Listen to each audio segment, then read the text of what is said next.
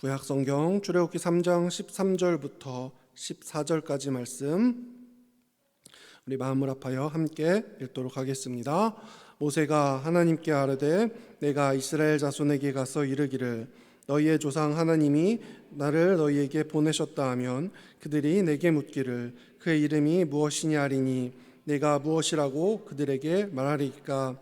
하나님이 모세에게 이르시되 나는 스스로 있는 자이니라. 또 이르시되 너는 이스라엘 자손에게 이같이 이르기를 스스로 있는 자가 나를 너희에게 보내셨다 하라. 아멘. 우리나라 속담 중에 장님 코끼리 만지기라는 그런 속담이 있습니다. 앞을 볼 수 없는 장님들이 큰 코끼리를 만지면서 코끼리의 모습은 이러하다, 코끼리의 모습은 저러하다라고 이야기를 나누는 모습을 보면서 생겨난 속담입니다. 어떤 장님은 코끼리의 큰 다리를 만지면서 코끼리는 기둥과도 같은 동물이다 그렇게 이야기를 합니다. 또 어떠한 장님은 코끼리의 큰 귀를 만지면서 코끼리는 넓고 얇은 동물이다 그렇게 말하기도 합니다. 그리고 또한 어떤 장님은 코끼리의 긴 코를 만지면서 코끼리는 긴 동물, 뱀과 같은 동물이다 라고 말을 하기도 합니다. 이와 비슷한 속담으로 우물안 개구리가 있을 것입니다. 우물 안에서 보이는 하늘이 전부라고 믿는 개구리의 어리석음을 나타내는 말로 내가 본 것이 전부라고 믿는 사람들에게 일침을 날리는 속담이 바로 우물안 개구리다 그렇게 많이들 이야기를 합니다. 우리는 이러한 장면을 보면서 참 어리석다, 어리석은 모습이구나 라고 그렇게 이야기를 합니다. 그런데 장님의 관점에서 보면 그들의 대답이 틀렸다라고 말하기도 어렵습니다.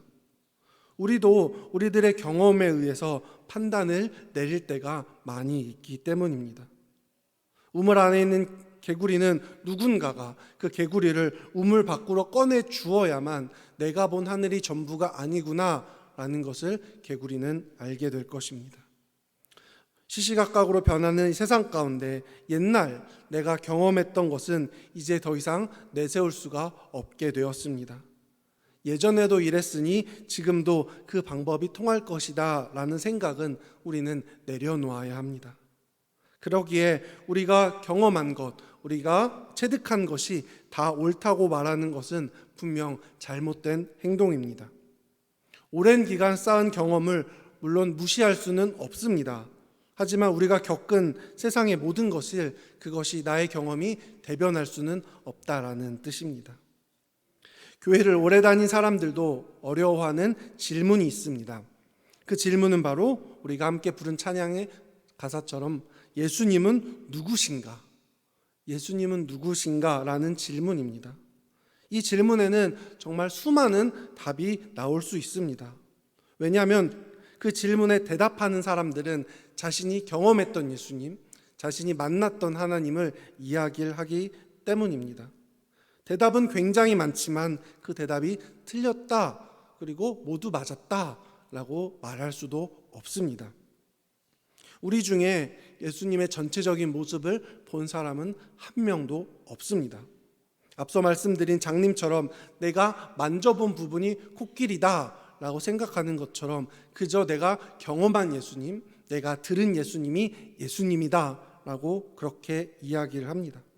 아니면 누군가가 나에게 예수님은 나에게는 아버지 같은 분이야, 나에게 사랑을 베풀어 주시는 아버지 같은 분이야 라고 말을 전했는데 만일 그 사람이 어렸을 때부터 아버지에게 가정폭력을 당했던 사람이라면 예수님은 나에게 사랑을 베푸시는 아버지 같은 분이야 라는 말에는 공감을 할 수 없을 것입니다. 왜냐하면 그 사람은 아버지로부터 사랑을 받아본 적이 없기 때문에 아버지로부터 흘러들어온 사랑을 상상할 수도 없고 공감할 수도 없기 때문입니다. 그렇다면 이러한 상황 가운데 오류 없이 정말 틀림없는 예수님을 우리가 알 수는 없을까요? 예수님을 알 수 있는 가장 좋은 방법, 가장 기본적인 방법은 바로 성경입니다. 성경은 우리 신앙의 지침서가 되기도 하면서 그 안에는 수많은 예수님의 모습이 기록되어 있기 때문이에요. 우리도 잘 모르는 물건을 구매했을 때는 주의 깊게 설명서를 살펴봅니다. 그 이유는 괜히 잘 알지도 못하면서 어떻게든 물건을 사용해 보려 했다가 물건을 망가뜨릴 수도 있기 때문에 우리는 사용법을 잘 모르는 물건을 만나면 설명서부터 차근차근 읽어봅니다.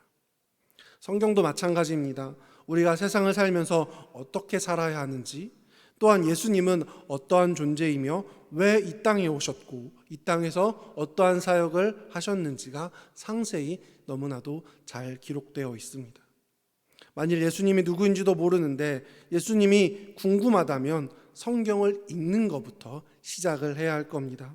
성경을 쳐다보지도 않으면서 예수님이 누군지 궁금하다고 말만 하는 것은 앞뒤가 맞지 않는 말이기 때문입니다.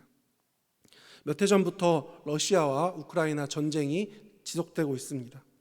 세상에 있는 모든 사람들은 전쟁이 발발하고 얼마 되지 않아 러시아가 우크라이나를 이길 것이다 라고 많이들 이야기했습니다. 하지만 전혀 다른 국면으로 전쟁이 흘러들어간 것을 우리는 너무나 잘 알고 있습니다.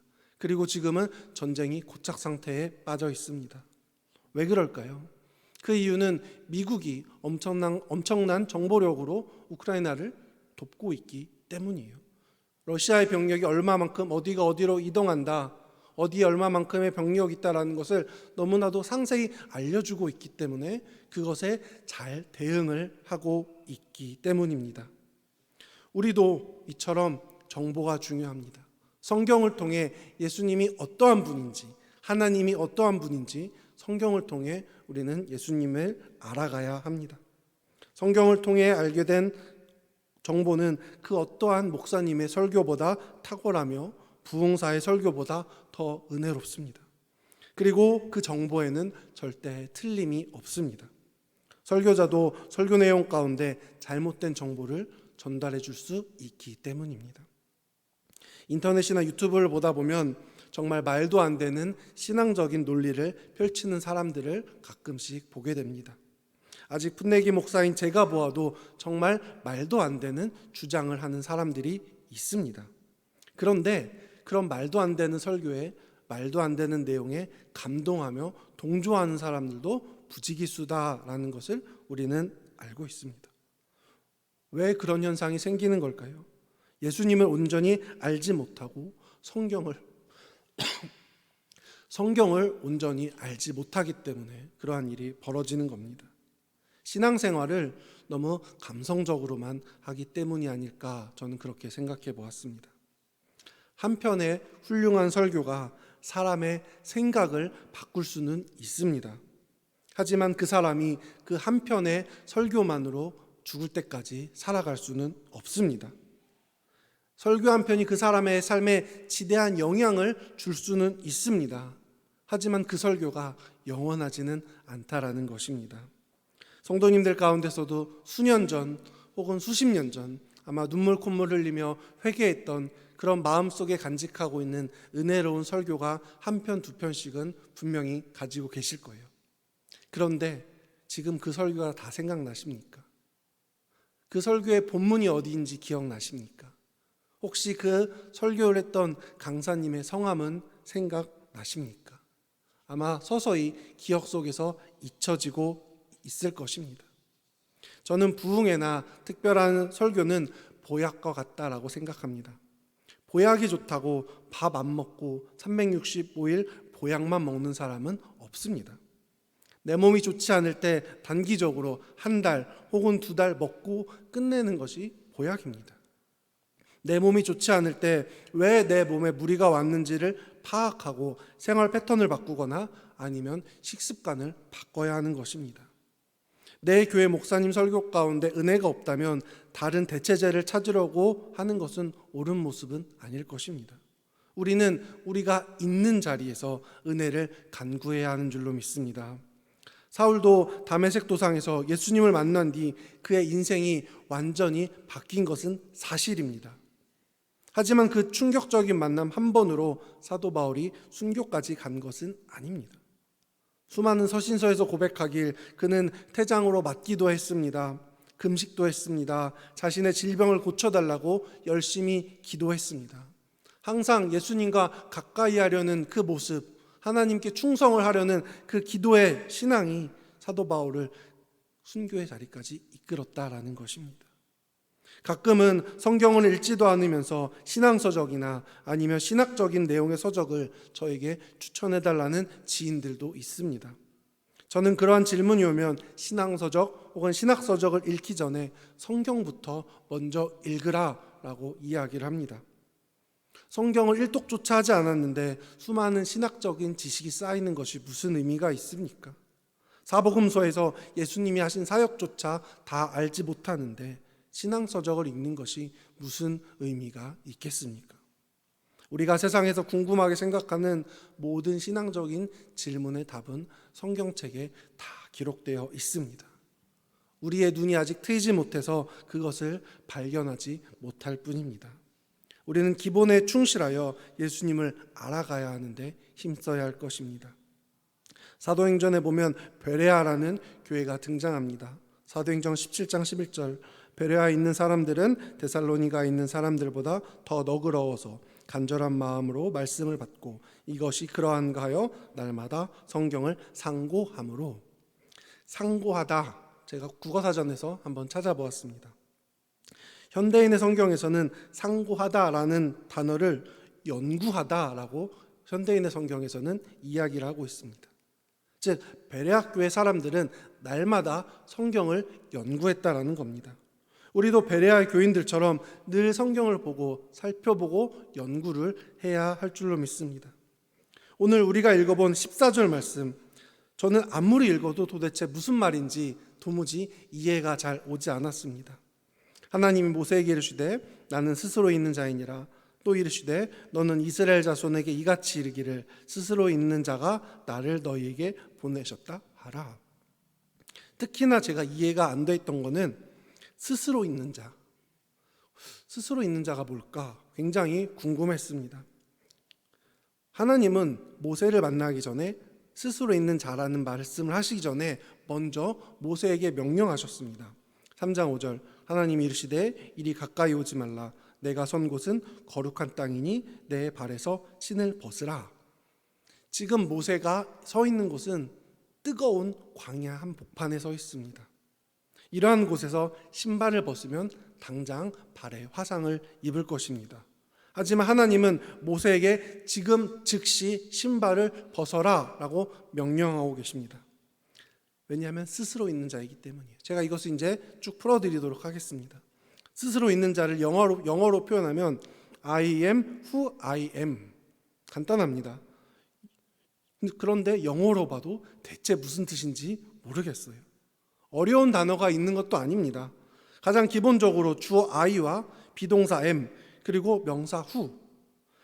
제가 영어는 잘 못하지만 모르는 단어는 없습니다. 주어, 동사, 명사, 형식도 참 간단합니다. 그런데 도대체 무슨 뜻인지 모르겠어요. 왜냐하면 이것을 직역을 하기 때문에 그래요. 이것은 직역이 아니라 의역을 해야 합니다. 의역을 하면 우리나라 말로 자존자라는 단어가 됩니다. 지존자가 아니라 자존자라는 단어가 됩니다. 한자로 풀면 스스로 자, 있을 존, 사람 자. 스스로 존재하는 사람, 누구의 도움 없이도 스스로 존재할 수 있는 사람, 그것이 자존자입니다. 하나님은 자신을 설명하길 나는 자존자다라고 설명을 하는 것입니다.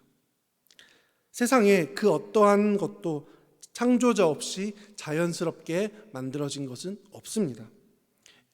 에디슨처럼 포기 없는 노력과 수많은 실패를 거쳐서 전구를 발명했을 수도 있습니다. 플레밍처럼 우연히 페니실린을 발견해서 많은 사람들을 치료하는 항생제를 만들었을 수도 있습니다. 노력이든 우연이든 그것이 탄생되는 데는 무엇인가의 도움이 있었다라는 겁니다. 하지만 하나님은 그 누구의 도움도 필요 없는 완전한 상태를 자존자다라고 그렇게 말씀하고 계시는 것입니다. 오늘 본문에서 하나님 스스로 본인이 어떠한 모습인지를 나타내고 있는 것입니다. 앞서 말씀드리길 하나님이 모세를 만남과 동시에 모세에게 신발을 벗어라 라고 명령하셨습니다. 즉 모세는 신발을 의지하여 광야의 뜨거운 지열을 이겨내고 있었던 존재입니다. 하지만 하나님은 그 어떠한 도움도 필요 없는 완전한 존재이기 때문에 불완전함을 나타내는 신발을 내 앞에서 벗어라 라고 모세에게 이야기를 한 것입니다. 불완전한 존재와 완전한 존재는 함께 있을 수 없습니다. 이는 십계명을 가지고 내려오는 모세의 모습을 통해서 우리는 너무나 잘 알 수 있습니다.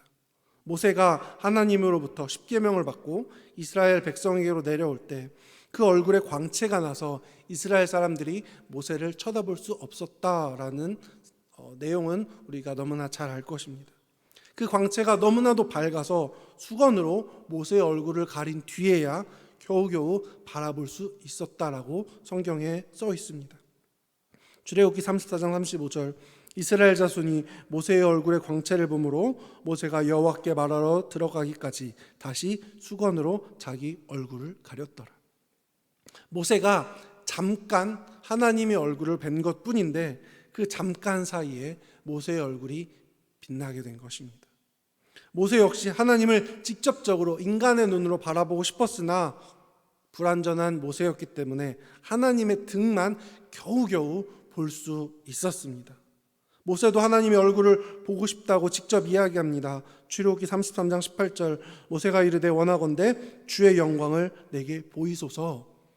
나도 내 눈으로 하나님을 보고 싶습니다. 하나님의 모습을 나에게 보여주십시오라고 이야기하지만 하나님은 말씀하십니다. 출애굽기 33장 20에서 23절 또 이르시되 내가 내 얼굴을 보지 못하리니 나를 보고 살 자가 없음이라. 여호와께서 또 이르시기를 보라 내 곁에 한 장소가 있으니 너는 그 반석 위에 서라. 내 영광이 지나갈 때 내가 너를 반석 틈에 두고 내가 지나도록 내 손으로 너를 덮었다가 손을 거두리니 내가 내 등을 볼 것이요 얼굴은 보지 못하리라.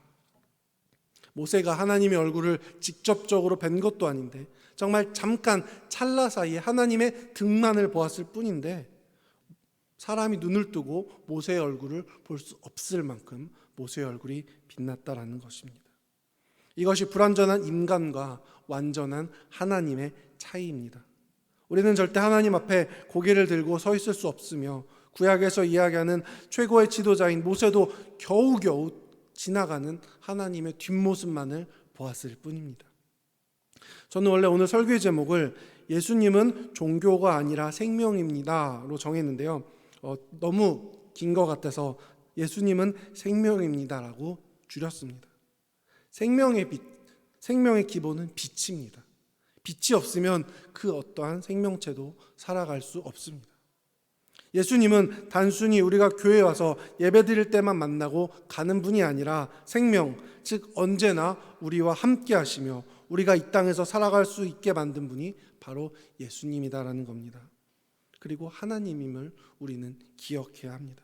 오늘 본문에서 하나님은 자신의 모습을 모세 앞에서 빛으로 보여주신 것입니다. 우리가 이해하는 신이란 인간보다 절대적인 힘을 가지고 있으므로 인간들에게 추앙받기 위해 원하는 존재가 신의 모습으로 많이 묘사가 됩니다. 그리스 로마 신화에 보면 신들이 자신들이 가지고 있는 힘으로 인간들을 괴롭히기도 합니다. 그리고 나에게 제사를 지내라며 인간들을 협박하기도 합니다. 그들로 인해 신들의 영향력이 인간 세상에 보여지기를, 내가 이만큼 강한 신이다라는 것을 인간들이 알기를 원하는 것이 그리스 로마 신화에 기록되어 있습니다. 그리고 그러한 것들이 종교로 탄생하게 됩니다. 이것은 모든 사람들이 가지고 있는 종교심일 뿐입니다. 사도 바울도 많은 신들이 공존하는 사람들에게 이것을 단순히 종교심이 많다라고 이야기합니다. 사도행전 17장 22절 바울이 아레오바고에 서서 말하되 아덴 사람들아 너희를 보니 범사에 종교심이 많도다. 우리가 가져야 할 것은 이러한 종교심이 아니라 온전히 그리스도를 아는 지식입니다. 예수님은 세상에 있는 많은 종교 중 하나다라고 생각하는 것은 종교다원주의라고 이해할 수 있을 것입니다. 우리는 단순히 종교다원주의를 넘어서 생명 되신 분으로 예수님을 이해하고 알아야 합니다. 그래야 종교다원주의에서 벗어나 주님의 올바른 모습을 우리는 알 수 있게 될 것입니다. 우리가 가져야 할 것은 종교심이 아니라 예수님을 바로 알기 원하는 아름다운 신앙을 마음속에 가져야 합니다. 아버지의 형제들로 나를 기준으로 큰아버지도 계실 수도 있고 작은아버지가 계실 수도 있습니다. 하지만 나를 이 땅에 있게 존재한 아버지는 한 분입니다. 어머니의 자매들로 많은 이모님들이 존재할 수도 있습니다. 하지만 나를 이 땅에 존재하게 한 어머니는 한 분밖에 없다라는 것을 우리는 너무나 잘 알고 있습니다. 이제 오늘 설교를 정리하겠습니다. 세상은 단순히 수많은 종교 중에 하나다라고 기독교를 그렇게 이야기합니다. 기독교를 뺀 다른 종교들은 사이좋게 잘 지내는데 왜 너네들만 그렇게 유별나게 특별하게 지내냐라고 굉장히 공격적으로 교회를 핍박합니다. 그렇게 이야기하는 것은 예수님의 본성을 모르기 때문입니다. 예수님은 종교 그 이상의 것, 생명을 우리에게 주신 분입니다. 우리에게 생명을 주신 분을 단순히 많은 종교 중 하나의 부분이라고 단정짓는 것은 하나님께 너무 무례한 행동이 아닐까, 그렇게 저는 생각해 보았습니다. 우리 모두 단순히 종교가 아니라 우리에게 생명을 주신 주님을 올바로 알아가길 주님의 이름으로 축원합니다. 아멘.